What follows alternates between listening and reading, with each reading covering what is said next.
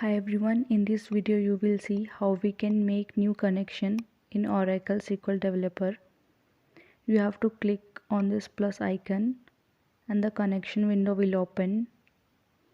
Here you have to give the name.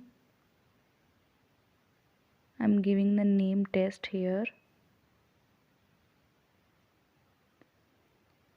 And then you have to set the username and password. I'm giving the username test. Password is also test. Connection type is basic. Host name localhost, port 1521, SID is XE. Now I'm going to test this. You can see I'm getting this error, Oracle 01017, invalid username and password, logon denied. Here I was making new connection, but I'm getting error while making the connection. So what I have to do is I have to create this user. So I'll open any of the connection. I'm opening HR schema here.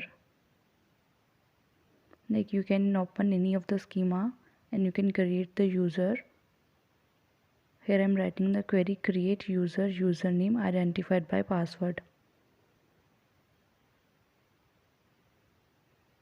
Username is test identified by test.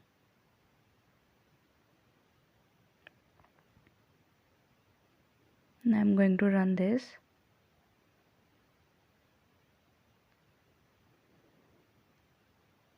You can see test user created.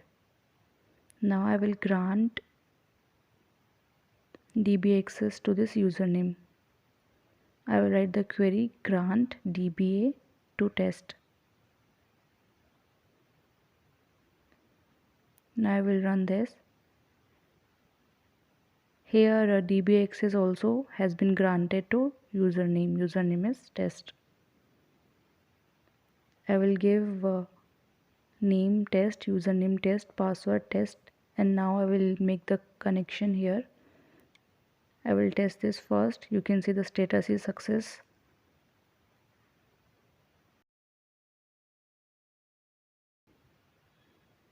Now I'm going to save this.